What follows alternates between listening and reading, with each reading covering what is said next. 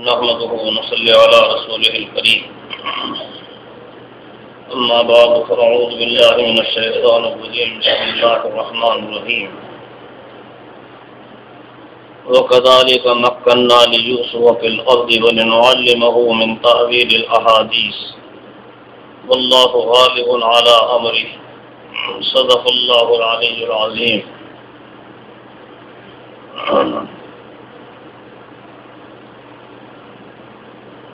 ہماری دلی خواہش تو یہ تھی کہ حضرت مولانا کچھ ارشادات فرمائیں اور حضرت کے ارشادات سے ہم سب فائدہ حاصل کریں. اسی نیت سے یہاں حاضری بھی ہوتی ہے، لیکن حضرت نے حکم فرمایا، اس لیے چند باتیں عرض کرنے کو جی چاہا. ابھی جو بچے نے قرآن پاک کی تلاوت کی اس میں یہ جملے بھی پڑھے وَكَذَلِكَ مَكَّنَّا لِيُوسُفَ فِي الْأَرْضِ. تو اللہ تعالیٰ فرماتے کہ ہم نے یوسف علیہ السلام کو زمین میں قوت عطا فرمائی. وَكَذَلِكَ مَكَّنَّا لِيُوسُفَ فِي الْأَرْضِ. سیدنا یوسف علیہ السلام کی قوت، اللہ نے ان کو جو سلطنت عطا فرمائی، جو قوت عطا فرمائی، اس کا ذکر اللہ تعالیٰ نے بطور احسان کے فرمایا. اسی طرح ہم نے یوسف علیہ السلام کو قوت عطا فرمائی. معلوم ہوا کہ زمین کے اندر قوت کا حاصل ہونا، غلبے کا حاصل ہونا، یہ بھی اللہ تعالیٰ کی بڑی نعمت ہے اور یہ اللہ تعالیٰ کے نزدیک پسندیدہ ہے. مسلمانوں کو قوت حاصل ہو اور اللہ تعالیٰ شان و شوکت مسلمانوں کو عطا فرمائے، یہ اسلام کے خلاف نہیں، یہ تو محمود چیز ہے اور پسندیدہ چیز ہے. اور اسی طریقے پر اس کی کوشش کرنا، وہ صلاحیت حاصل کرنا، یہ بھی ناپسندیدہ نہیں بلکہ یہ بھی محمود چیز ہے، بلکہ ضروری اور فرض کے درجے کی چیز ہے. اللہ تعالیٰ نے اس کا ذکر بھی فرمایا ہے. سیدنا یوسف علیہ السلام ہی کے بارے میں ارشاد فرمایا کہ سیدنا یوسف علیہ السلام فرماتے ہیں جب جیل سے ان کی رہائی ہوئی اور بادشاہ سے گفتگو ہوئی تو بادشاہ ان سے اپنی سلطنت کے سلسلے میں تعاون حاصل کرنا چاہتا ہے تو سیدنا یوسف علیہ السلام فرماتے ہیں اجعلنی علی خزائن الارض انی حفیظ علیم. بادشاہ ان سے مشورے کرتا ہے سلطنت کو کیسے سنبھالا جائے. جب ان کی صلاحیت کو دیکھا تو بادشاہ مجبور ہوا سیدنا یوسف علیہ السلام کو قید سے نکالنے پر. یا تو یوسف علیہ السلام ہے کہ قید میں پڑے ہوئے ہیں، اللہ کا لاڈلا نبی اور پیغمبر، لیکن جب بادشاہ کو ان کی صلاحیت کا احساس ہوا تو ان کو جیل سے نکالا گیا. اس سے یہ بھی معلوم ہو گیا کہ صلاحیت اپنا لوہا خود بنوا لیتی ہے اور اپنے مخالفوں سے، اپنے دشمنوں سے بنوا لیتی ہے. جب انسان کے اندر قوت ہوتی ہے تو وہ قوت، وہ صلاحیت اپنے دشمنوں سے بھی لوہا بنوا لیتی ہے. یا تو وہی قوتیں تھیں، طاقتیں تھیں جو سیدنا یوسف علیہ السلام کو قید کے اندر ڈال رہے ہیں، لیکن جب یوسف علیہ السلام کی صلاحیتوں کا اندازہ ہوا تو ان کو نکال رہے ہیں. اور پھر خود بادشاہ اب ان سے مشورے کر رہا ہے حکومت کو کیسے سنبھالا جائے، اس کو آگے کیسے بڑھایا جائے. مشورہ دیتے ہوئے خود سیدنا یوسف علیہ السلام اپنی صلاحیتوں کا بھی تذکرہ فرماتے ہیں اور اپنے آپ کو بھی اس کے لیے پیش فرماتے ہیں اجعلنی علی خزائن الارض. آپ زمینوں کے خزانوں کا ذمہ دار ملک کو بنا دیجئے. زمین کے اندر جتنے خزانے ہیں ان سب کا ذمہ دار ملک کو بنا دیجئے. ذمہ دار یعنی جو سب سے بڑا ذمہ دار ہوتا ہے وزیر اعظم کے لیے، وہ ملک کو بنا دیجئے. کیوں آپ فرما رہے ہیں کہ مجھ کو ذمہ دار بنا دیجئے؟ کیا آپ ان سب چیزوں کو سنبھال سکیں گے؟ فرمایا کہ ہاں، انی حفیظ علیم. تاکید کے ساتھ فرماتے انی حفیظ علیم. بے شک، بلا شبہ، اس میں کوئی شبے کی گنجائش نہیں ہے، میں حفیظ ہوں، میں حفاظت کرنے والا ہوں، میں حفاظت کرنا جانتا ہوں، میں ان چیزوں سے واقف ہوں کہ میں تمام خزانوں کی حفاظت کر سکوں گا. حفیظ. اور میں علیم، اس کا باقاعدہ عالم بھی ہوں، ماہر بھی ہوں. میں ان تمام امور سے، میں ان سب تدابیر سے واقف ہوں، ان کا جاننے والا ہوں کہ جس کی ان چیزوں میں ضرورت پڑتی ہے. اس لیے تمام خزانوں کی ذمہ داری کو میں سنبھال سکوں گا، ان کی حفاظت کر سکوں گا اور صحیح استعمال کر سکوں گا، یہ ذمہ داری میرے حوالے کیجیے۔ سیدنا یوسف علیہ السلام خود بادشاہ کو مشورہ دیتے ہیں اور اپنی طرف سے پیشکش فرماتے ہیں۔ اس سے یہ معلوم ہو گیا کہ ان علوم کا حاصل کرنا کہ جن سے ملکوں کو چلایا جا سکے، ان صلاحیتوں کو حاصل کرنا کہ جن سے ملکوں کو سنبھالا جا سکے، بڑے بڑے عہدے حاصل کیے جا سکیں اور ان کو صحیح طور پر استعمال کیا جا سکے، یہ کوئی معیوب چیز نہیں ہے۔ معلوم ہوا کہ یہ سب پسندیدہ چیزیں ہیں اور اللہ کے نزدیک پسندیدہ ہیں، تبھی تو اللہ تعالیٰ قرآن پاک میں ان کا تذکرہ فرما رہے ہیں کہ یوسف علیہ السلام نے اپنے اندر وہ صلاحیت حاصل کی اور قید و بند کی زندگی میں رہ کر وہ صلاحیتیں فراہم کی کہ جن کی وجہ سے آج اتنے بڑے عہدے کے وہ حقدار ہوئے، اور حالانکہ پہلے سے یہ لوگ دشمن تھے بادشاہ وغیرہ، لیکن ان کی ان صلاحیتوں کا لوہا ماننے پر مجبور ہوئے اور سیدنا یوسف علیہ السلام کو یہ عہدے انہوں نے سپرد کیے کہ آپ یہ پوری ذمہ داری سنبھالیے، گویا ملک کے وزیر اعظم آپ بنیے۔ وزارت عظمیٰ کا عہدہ سیدنا یوسف علیہ السلام کو دیا جا رہا ہے۔ اس سے یہ ساری چیزیں معلوم ہوا کہ صلاحیت کا حاصل کرنا کوئی معیوب نہیں بلکہ پسندیدہ ہے، اللہ کے نزدیک پسندیدہ ہے۔ اور پھر جب صلاحیت ہوتی ہے تو صلاحیت اپنا لوہا خود منواتی ہے۔ یہی ہے وہ چیز جس کو کہا جاتا ہے کہ حقوق مانگے نہیں جاتے۔ جو لوگ حقوق کی بھیک مانگتے ہیں، جس سے خود ہمارے ملک کے اندر لوگوں سے مطالبہ کرتے ہیں صاحب ہمارے حقوق دیجیے، ہمارے حقوق دیجیے، حقوق کی بھیک مانگی نہیں جاتی، حقوق کو حاصل کیا جاتا ہے، حقوق کو زبردستی لیا جاتا ہے، حقوق کی کبھی بھیک نہیں مانگی جاتی، اور حقوق بھیک مانگنے سے کوئی نہیں دیتا۔ بھائی تو بھائی کو حصہ دیتا نہیں، بہن کو حصہ نہیں دیتے، دوسروں کو پڑوسی کو حصہ نہیں دیتا۔ قوت ہوتی ہے، طاقت ہوتی ہے تو آدمی اپنے حق کو حاصل کرتا ہے، قوت استعمال کرے دوسروں کے حق پر حاصل کرنے کے لیے اور غصب کرنے کے لیے، یہ تو ممنوع ہے، لیکن آدمی اپنے حق کو اپنے حق کو حاصل کرنے کے لیے اگر قوت استعمال کرے، یہ کوئی ناپسندیدہ چیز نہیں ہے۔ تو بہرحال حق کو حاصل کیا جاتا ہے قوت کے ذریعے، صلاحیت کے ذریعے، اور جب صلاحیت ہوتی ہے تو دشمن حصہ دینے پر، حق دینے پر مجبور ہوتا ہے اور آدمی صلاحیتوں کا لوہا مانتا ہے۔ وہی یوسف علیہ السلام ہے، جب ان کی صلاحیتیں سامنے آتی ہیں اب ان کو وزیر اعظم بنایا جاتا ہے اور تمام ملک مصر ان کے زیر نگیں آ جاتا ہے سیدنا یوسف علیہ السلام کے۔ بہرحال صلاحیت کا حاصل کرنا، قوت کا حاصل کرنا، یہ سب چیزیں ضروری ہوئی، اور اسی کو قرآن پاک کی دوسری آیت میں بھی ذکر کیا، وَأَعِدُّوا لَهُم مَّا اسْتَطَعْتُم مِّن قُوَّةٍ وَمِن رِّبَاطِ الْخَيْلِ۔ اس میں ذکر کیا گیا ہے کہ قوت کی تیاری کرو، قوت کو کرو۔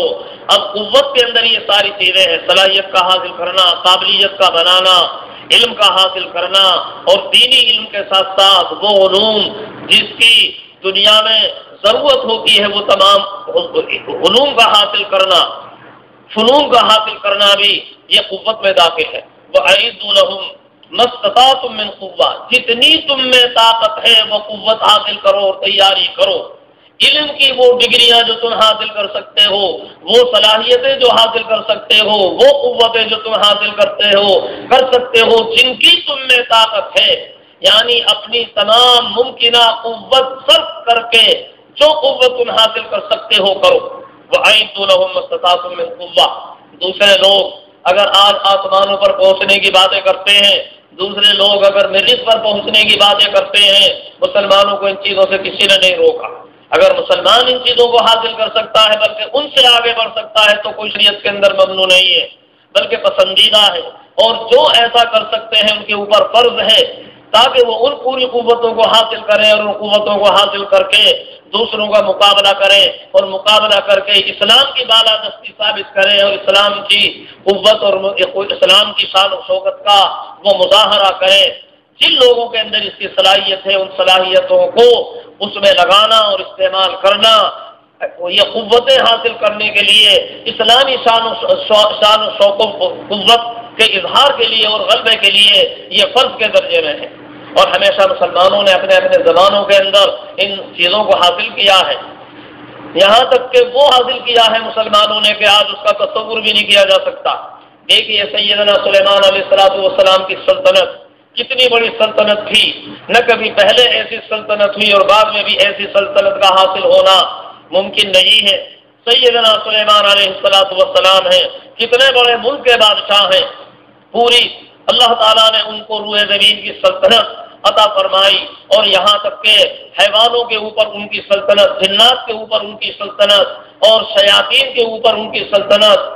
شیاطین بھی ان کے زیر سلطنت تھے، جنات بھی ان کے زیر سلطنت تھے۔ جس طرح وہ انسانوں سے کام لیتے تھے وہ اسی طرح جنات سے بھی کام لیتے تھے، شیاطین سے بھی کام لیتے تھے۔ انتہا یہ ہے کہ اللہ تعالیٰ نے ہواؤں کو ان کے لیے مسخر کر دیا، ہوائیں بھی ان کے ماتحت تھی، ہواؤں کو حکم دیتے تھے اپنے تب کے واسطے کہ یہ ہمارا تب فلاں جگہ لے جاؤ۔ اس وقت میں کوئی چیزوں کو سوچ بھی نہیں سکتا تھا، لیکن ہوائیں تھی ان کے زیریں لگی تھی، اور ہواؤں کے دوش کے اوپر ان کا تخت سوار ہوتا تھا، اور ہوائیں ان کو منزل مقصود پر پہنچاتی تھیں۔ غدوها شہر ورواحها شہر، اللہ تعالیٰ نے اس کا ذکر فرمایا ہے۔ ایک صبح کے اندر جب وہ چلتے ہواؤں کے ذریعے 1 مہینے کی مسافت طے کرتے، اور شام کو چلتے تھوڑی سی دیر، ایک شام کے اندر 1 مہینے کی مسافت طے کرتے۔ اللہ تعالیٰ نے بطور امتنان کے، اپنے احسان کے طور پر قرآن پاک میں جگہ جگہ اس کا ذکر کیا ہے۔ وسخرنا، ہم نے مسخر کر دیا موسیٰ حضرت سلیمان علیہ السلام کے لیے، ہواؤں کو مسخر کر دیا، شیاطین کو مسخر کر دیا، جنات کو مسخر کر دیا۔ تو اس سے معلوم ہو گیا کہ انسان اگر وہ صلاحیت حاصل کرتا ہے کہ جس کے ذریعے سے وہ شیاطین پہ بھی قبضہ کر سکے اور وہ جنات پہ بھی قبضہ کر سکے اور اپنے ماتحت لا سکے اسلام کی قوت کے لیے اور اسلامی شان و شوکت کے لیے، اور اگر ہواؤں کو بھی وہ اپنے قبضے میں کر سکے اسلامی شان و شوکت کے اظہار کے لیے، یہ کوئی معیوب چیز نہیں ہے، پسندیدہ چیز ہے، اور بلکہ حسب استطاعت مسلمانوں کے اوپر یہ فرض ہے۔ ہمیشہ مسلمانوں کے اندر یہ چیزیں رہیں، اور مسلمانوں نے اپنے اپنے زمانوں میں اسلامی شان و شوکت کا مظاہرہ کیا۔ خلفائے راشدین، اس کے بعد اسلامی خلفاء کے حالات ہم اٹھا کر دیکھیں، اور اس کے بعد خود اپنے ہندوستان کے اندر جو 1000 برس کے قریب مسلمانوں کی حکومت رہی ہے، کہ شان و شوکت کے ساتھ رہی ہے، اگر ان کے اندر وہ صلاحیتیں نہ ہوتی، وہ علوم نہ ہوتے اور وہ قابلیتیں نہ ہوتی، تو ہندوستان جیسے عظیم ملک کے اوپر اتنی کامیابی کے ساتھ وہ سلطنت مسلمان کیسے قائم کر سکتے تھے؟ بہرحال ان چیزوں سے معلوم ہو گیا۔ لیکن بعد میں جو زمانہ چلا اور غلامی کا زمانہ چلا، اور مسلمانوں کو اتنا پستہ کر دیا گیا اور اتنا کمزور بنا دیا گیا اور اتنا احساس کمتری کا شکار کر دیا گیا کہ مسلمان کبھی سوچے بھی نہیں۔ اور ایسا ہی ہوتا ہے جب کوئی قوم غالب آتی ہے اور جن سے حکومت چھینتی ہے تو ان کو اتنا پستہ کرنے کی کوشش کی جاتی ہے کہ وہ آئندہ ابھر نہ سکے اور ساتھ نہ لے سکے۔ یہاں بھی ایسا ہی کچھ ہوا۔ ہندوستان کے اندر مسلمانوں کی حکومت تھی، انگریز نے حکومت مسلمانوں سے حاصل کی، اور وہ سمجھتے تھے کہ ہم نے مسلمانوں سے حکومت حاصل کی ہے، اور اگر ہمارے مد مقابل آئیں گے تو یہی مسلمان آئیں گے، اس لیے ان کو اتنا کمزور کر دیا جائے اور اتنا پستہ کر دیا جائے کہ آئندہ یہ تصور بھی نہ کر سکے۔ چنانچہ اس کے اثرات ہوئے اور مسلمان احساس کمتری کا شکار ہوا، تعلیم میں بالکل پچھڑ گیا، تعلیم کا بھی نام نہیں، اور وہ سوچ بھی نہیں سکتے تھے کہ اب ہم تعلیمی میدانی میں آگے بڑھ اور ان صلاحیتوں کو حاصل کریں۔ جگہ جگہ آج بھی اس کے منظر سامنے آئیں گے، ہمارے مسلمان بچے، چھوٹے چھوٹے بچے گلیوں میں پھرتے ہوئے نظر آئیں گے، جبکہ دوسرے ابنائے وطن، ان کا ایک بچہ مدرسوں میں اپنے اسکولوں میں پڑھنے کے لیے جائے گا۔ ابھی وہ منہ ہاتھ صاف نہیں کر سکتے، لیکن ان کو اسکولوں میں بھیجیں گے اور دوسری جگہوں میں ان کو بھیجیں گے، ٹیوشن لگائیں گے۔ کوئی ایک بچہ بھی ان کا ایسا نہیں جو آج تعلیمی میدان میں پیچھے ہو۔ اس کا نتیجہ یہ ہوا کہ چند سالوں میں وہ لوگ جو ملک کی حقیر ترین قومیں تھی اور حقیر ترین لوگ تھے، علم حاصل کرنے کے بعد آج وہ بلندیوں کے اوپر پہنچ گئے، اور مسلمان جو بڑے بڑے خاندان والے تھے، اونچے خاندان والے تھے، علم سے محروم رہنے کی وجہ سے آج ان کے سامنے اپنی درخواستیں لے کے جاتے ہیں اور ہاتھ باندھ کے ان کو سلام کرتے ہیں اور ان کے سامنے کھڑے ہوتے ہیں۔ یہ کتنا بڑا انقلاب ابھی زمانے نے دیکھا اور آپ حضرات نے دیکھا۔ اور ہمارے وہ مسلمان جو بڑے بڑے رؤسا تھے اور بڑے بڑے شرفا تھے، ان کی اولاد کو دیکھا کہ آج ان کی اولاد کوئی رکشہ چلا رہی ہے، علم نہ ہونے کی وجہ سے آج ان کی اولاد کوئی ان میں کام کر رہے ہیں، سڑکوں پہ مٹی ڈال رہے ہیں، کوئی اینٹیں پاس رہے ہیں بھٹوں کے اندر۔ ہمارے مسلمانوں کی بڑی تعداد ان محنت مزدوری کے کاموں کے اندر ملے گی۔ یہ کیوں ہوا؟ اس لیے کہ ہم احساس کمتری میں مبتلا ہوئے۔ مسلمان نے سمجھا کہ ہم یہاں رہ کے کیا کریں گے، بس اسی ذلت کی زندگی کے اوپر قناعت کر کے بیٹھ گئے، علم سے کنارہ کش ہو گئے، جس کی وجہ سے یہ منظر لوگوں نے دیکھا۔ لیکن اب مسلمانوں کے اندر الحمدللہ کچھ شعور بیدار ہو رہا ہے، لیکن جیسا ہونا چاہیے وہ اب بھی نہیں۔ ہماری یہ چند مدارس یہ قائم ہو جانا یقیناً بہت بڑی خوشی کی بات ہے، لیکن اسی پہ قناعت کر کے بیٹھ جانا یہ کافی نہیں ہے۔ ہمارے مسئلے جب تک حل نہیں ہوتے، جب تک مسلمانوں کا ایک ایک بچہ پڑھا لکھا نہیں ہوتا، ایسی مہم چلانے کی ضرورت ہے اور محنت کرنے کی ضرورت ہے کہ ایک ایک مسلمان بچہ علم سے آراستہ ہو، اور وہ دینی علم بھی بہترین اپنے اندر رکھتا ہو، دنیاوی صلاحیتیں اور دنیاوی قابلیت جتنی بھی ہو سکتی ہے وہ بھی ان کو حاصل کریں، اعلیٰ سے اعلیٰ ڈگریاں حاصل کریں دین کے ساتھ، اور اپنی صنعت و خدمت کے میدان میں بھی وہ آگے بڑھیں، اور سیاست کے میدان میں بھی اگر وہ آگے بڑھ سکتے ہیں تو بڑھیں۔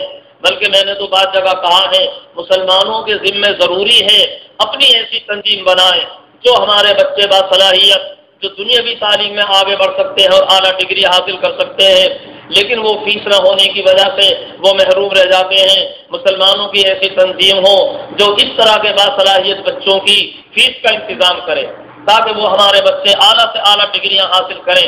ہمیں ظاہر ہے کہ جیسے ہمیں علماء کی ضرورت ہے، حافظوں کی ضرورت ہے، قاریوں کی ضرورت ہے، بہترین مشائخ کی ضرورت ہے، محدثین کی ضرورت ہے، اور بہترین اولیاء اور صوفیوں کی ضرورت ہے، اسی طرح مسلمانوں کو اور اسلام کو اس کی بھی ضرورت ہے بہترین سائنسداں ہوں، بہترین پائلٹ ہوں، اور بہترین سیاست کرنے والے ہوں، بہترین انگریزی اور اعلیٰ ڈگری کے مالک ہوں۔ ہمیں اس چیزوں کی بھی ضرورت ہے۔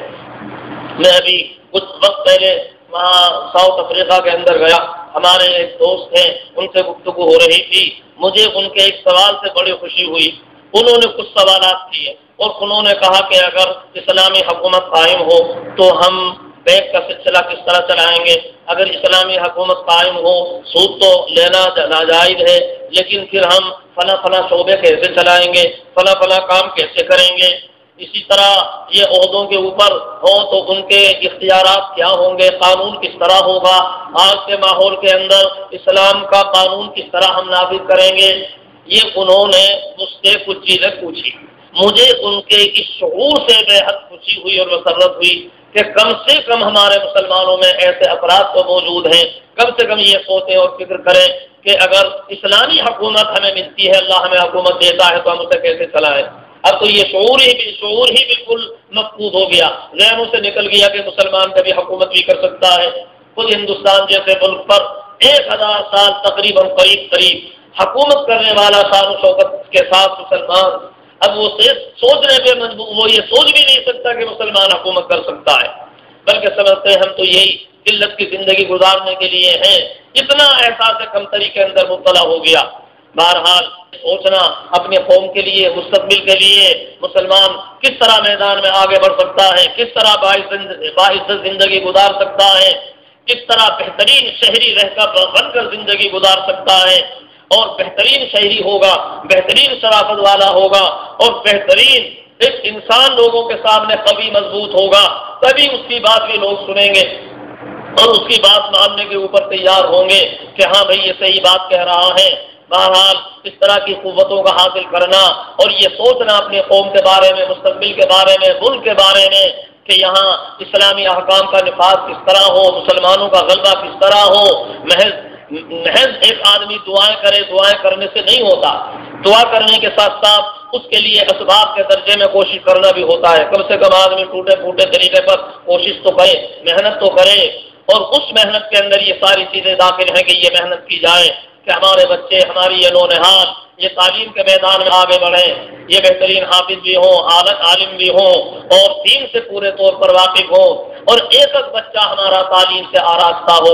اپنے محلوں میں، بستی میں، شہر میں، ملک میں یہ محنت کرنا اور یہ نظام چلانا کہ ایک ایک بچہ ہمارا پڑھا لکھا ہو، کوئی بچہ بھی بے پڑھا لکھا نہ ہو، اور یہ دنیاوی تعلیم میں بھی اعلیٰ سے اعلیٰ ڈگریاں حاصل کرے، مگر دین کے ساتھ اعلیٰ سے اعلیٰ ڈگری حاصل کریں، لیکن دین کے ساتھ، تاکہ ملک کے جو شعبے ہیں یہ ہمارے بچے جوان ہو کر ان شعبوں کو سنبھال سکیں۔